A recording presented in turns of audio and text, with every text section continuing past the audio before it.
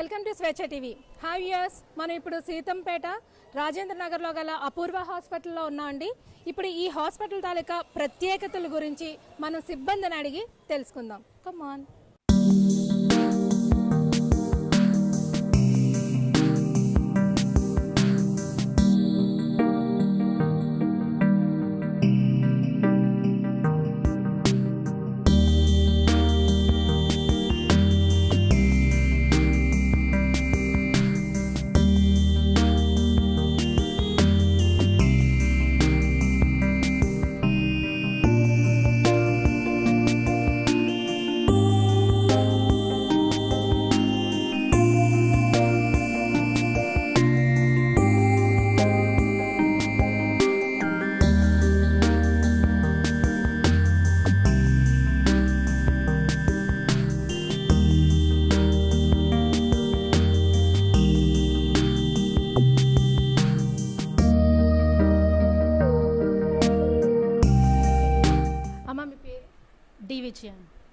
ఇక్కడికి అంటే ఏ కారణంగా మీరు వచ్చారండి? అన్కంట్రోల్డ్ గ్లూకోజ్ డయాబెటీస్ కంట్రోల్ అవ్వట్లేదు, అందుకని వచ్చాను.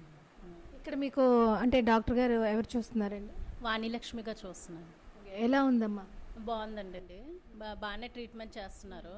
చెకప్ రెగ్యులర్గా వచ్చి చూస్తున్నారు. గ్లూకోజ్ ఎక్కువ అయ్యే కొద్దీ వాళ్ళు ఇన్సులిన్ ఇవ్వడం, చెకప్ చేస్తున్నారు. బీపీ ఎక్కువ అయ్యేటప్పుడు వెంటనే చెకింగ్ చేయడం అన్నీ రెగ్యులర్గా ఫ్రీక్వెంట్గా చెక్ చేస్తున్నారండి. బాగానే ఉందండి అంతా. అక్కయ్యపాలెం అండి. అంటే ఇక్కడ దగ్గరే? దగ్గరే అండి. అంటే ఇప్పుడు 2 days బట్టా 3 days బట్టా మీ ట్రీట్మెంట్ ఎప్పుడు? నిన్నటి నుంచి నిన్న వచ్చామండి. నిన్న ఈవినింగ్ జాయిన్ అయ్యాను. ఇంకా 2-3 days ఉంటానండి. మా నేటివ్ ప్లేస్ వైజాగ్, ఉండడం చెన్నైలో ఉంటున్నానండి. అంటే చెన్నై నుండి ఇక్కడ ట్రీట్మెంట్ కోసం వచ్చారా? అవునండి, ఇక్కడికే వచ్చాము. ఇక్కడికి వచ్చానండి. ట్రీట్మెంట్ బాగానే ఉందండి.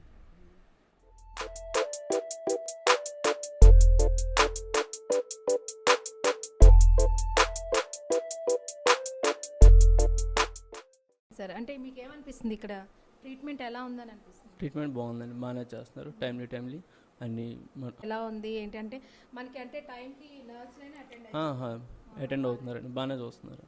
బాగుంది, బెటర్ ఇంప్రూవ్మెంట్ ఉందండి నిన్నటి మీద. పేషెంట్ల యొక్క మనోభావాలను మనం అడిగి తెలుసుకున్నాం కదండి. వాళ్ళైతే చాలా బాగా చూస్తున్నారని చెప్పారు. ఇప్పుడు మరికొన్ని విషయాల్ని మన స్టాఫ్ని అడిగి తెలుసుకుందాం. అమ్మ, మానవ సేవే మాధవ సేవ అంటారు. అసలు డాక్టర్స్ అనేది చూసి అంటే ఏంటి కావాలి, ఏంటి చేయాలి, టైం టు టైం ఇచ్చేస్తారు.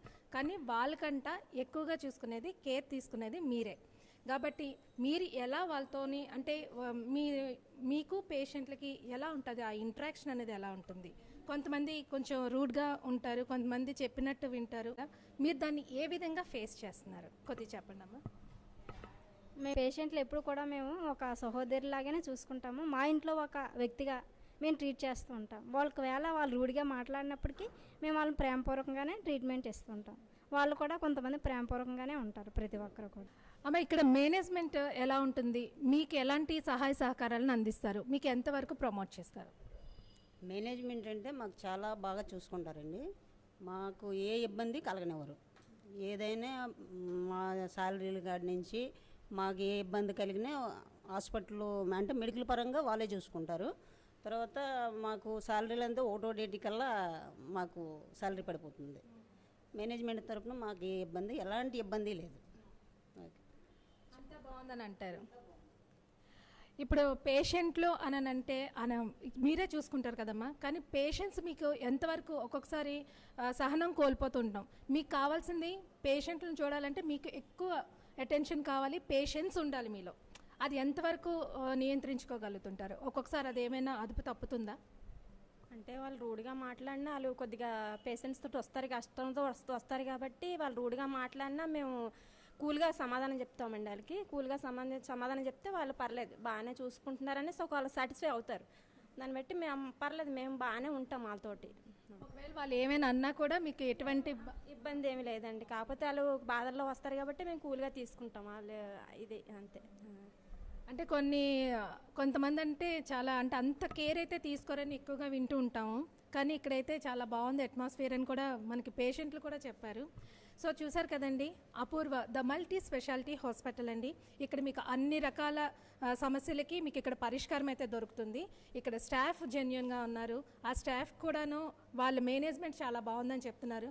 సో ఒక వ్యవస్థ బాగుండాలని అంటే మనకి ఆ మేనేజ్మెంట్ అనేది చాలా ముఖ్యం, అది చాలా దృఢంగా ఉందని చెప్తున్నారు. కాబట్టి మనందరం సెల్యూట్ చెప్పాల్సిందే మన అపూర్వ ది మల్టీ స్పెషాలిటీ హాస్పిటల్కి.